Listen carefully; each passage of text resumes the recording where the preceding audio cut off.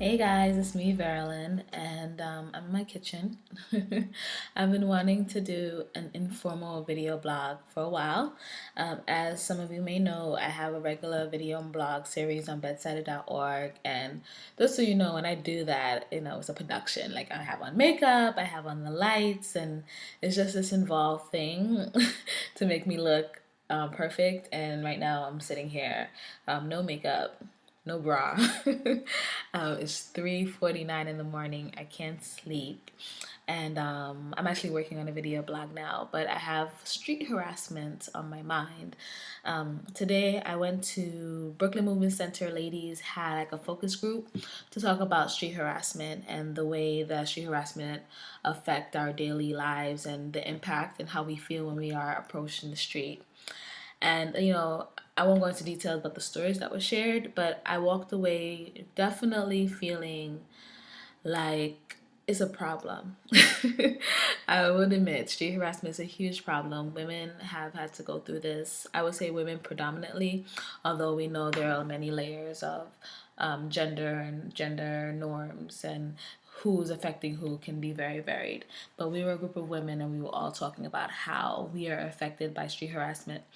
And in my personal life, I'll admit that I've always kind of felt like the street is a place to meet guys, right? I grew up in a community, I grew up in the Bronx, where if I walked down the street every single day and no one tried to talk to me, that would be a problem, right? I would feel like there's something wrong with me, my outfit, what's going on, my booty is not looking right today, whatever it is. And as I got older, I recognized that that is definitely problematic.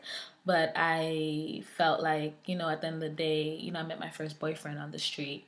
I've met great guys on the street, right? Where do you meet people in New York City? Especially now that I'm out of school. I freelance, I'm at home a lot. I'm in this very spot.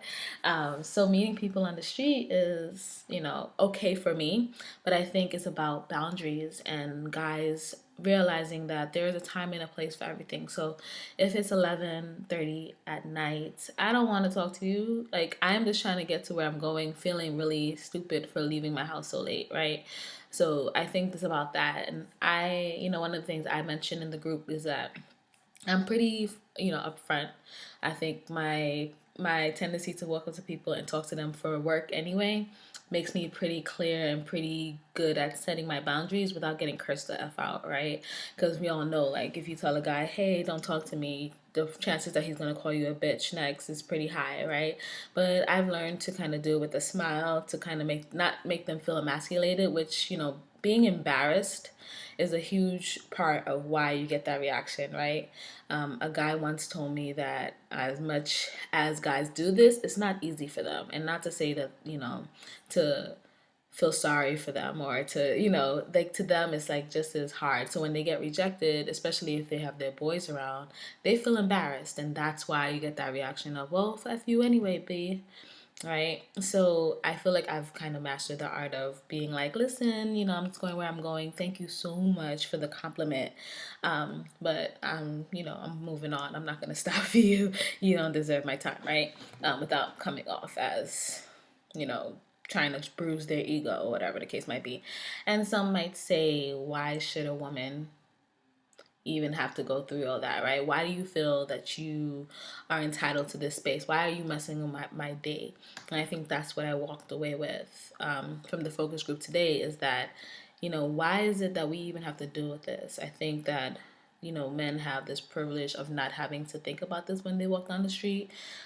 Even me, like thinking about, I live off of a main street that has like a middle street and the side streets, and I always go to the middle street even if I exit the train on my right side of the street, I still walk to the middle of the block because I rather walk near traffic where I know people will see me, especially if it's late, and I don't have to worry about being mugged. Mostly is what I'm worried about, right? Being mugged, being assaulted is usually secondary in my brain, but happens so often. So this week is actually Street Harassment Week, and to bring awareness to it, so I thought that I will sit here and kind of share my thoughts about this issue and like start a dialogue. Another thing that came up was like which was really interesting, right? So black men in particular are always being stopped by the police, and there's just always this big campaign to stop and frisk, because no matter what, a black man's gonna get stopped by the police over and over and over again. They feel watched, and they feel like the victim all the time when they're walking, when it comes to the police. And they equated that feeling to the way that women feel about the black male gaze, right? So I think that if the more we have male allies to kind of realize, like, okay, this is a problem that you have, well, guess what? That same way that you feel violated every single day because you feel like the police are watching you and there's nothing you can do to escape that attention, that's how women feel about. And look at that, I can even say we feel, right? Because I always feel like it's hard for me to even put myself in that category. There have been times when I've definitely felt afraid and unsafe, but that was after I've done all the things I usually do, and it still didn't work.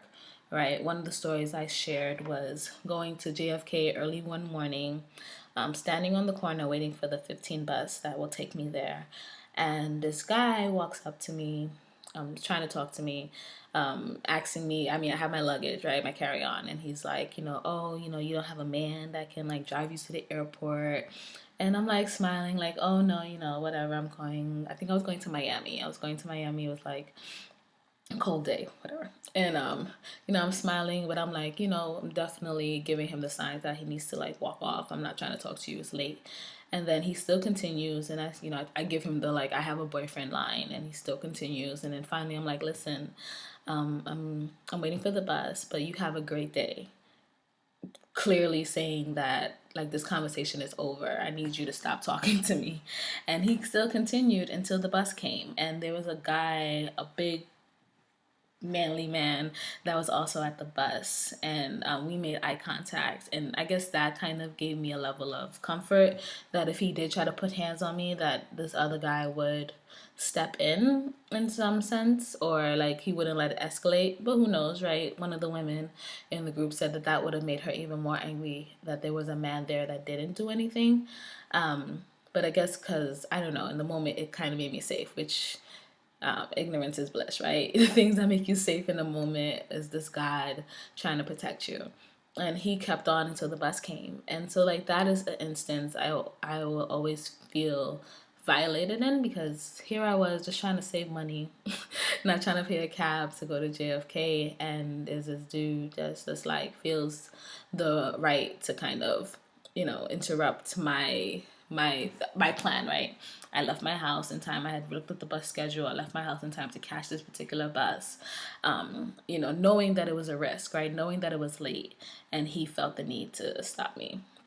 And so one of the solutions that we came up with, going back to the stop and frisk being equated with street harassment, is to make the men feel shamed for doing this, right? Making it more of a shameful thing.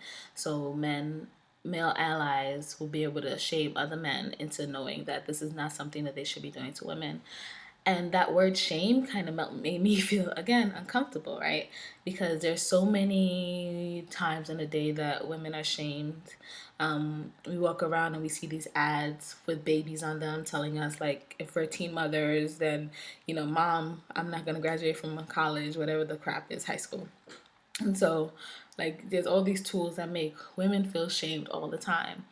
And I just don't know whether shaming men for something that, I mean, there are so many people that meet their husbands and wives on the street, right? So I think it's more of a conversation about knowing people's boundaries and being considerate of that, and like just being aware. If it's late at night, don't talk to a woman. If a woman if it's early morning and she looks like she's going, obviously she's going to work. It's like 7 o'clock, it's rush hour. She's not trying to talk to you. I think that people just need to be more aware of the other person and the circumstances. And then also, if it's really like a beautiful woman and you just can't help yourself, find a better way to kind of approach her. Saying, hey, baby, is not the way you're going to get her number. Like, how do you really think that interaction is going to go down?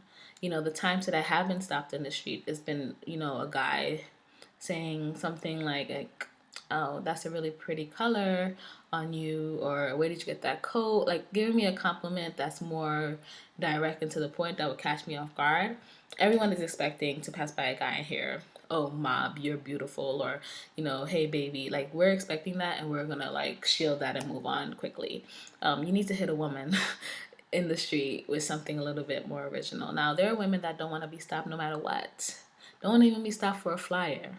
The woman that said that would know that I'm talking to her.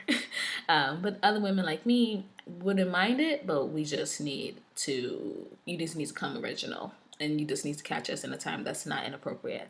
And then also check for rings, because, a woman could totally be attached. But I'm usually gracious. If I have a boyfriend, I'll just say, "Hey, I have a boyfriend, but thank you so much for that compliment." And usually 10 times out of, well, I'll say 8 times out of 10, I'll just get, "Wow, he's a really lucky guy," or something like that. And that will be the end of the interaction. So I think it's, we definitely need male allies to kind of recognize this behavior in each other. But I'm curious to see what your thoughts are. Like, I've kind of rambled, right? I have a lot to say on street harassment. And just because of the way that I grew up, and just because me and my girlfriend, when I was younger, would definitely walk around. New York City was our mall, right? I feel like other communities, young people go to the mall to kind of meet each other and hang out and hook up. But we didn't have a mall, right? We had Webster Avenue. We had, going up the Snake Ave. Shout out to the Bronx. And that's where we walked to meet each other and to talk, and like when we weren't in school. So, and I'm talking about junior high school age, right? 14, 13, 14, 15. Like, that's how we would just like hang out and go talk to boys, right? So coming from that environment, I'm always kind of thinking about the pros and cons of this thing we call like street hollers versus street harassment. So I would be interested in your thoughts. Hopefully I can do these more often, less pressure, just me venting, going Beyonce style with my Mac. If she can make a documentary, she can do this and make a documentary out of it. Who knows what I can do later on in life. I promise next time to have on a bra. This is a little problematic for me. I promise this won't happen. And maybe even some makeup next time and some lighting, whatever. All right. The street harassment week, please think about it. Leave your comments below. And until next time, peace out.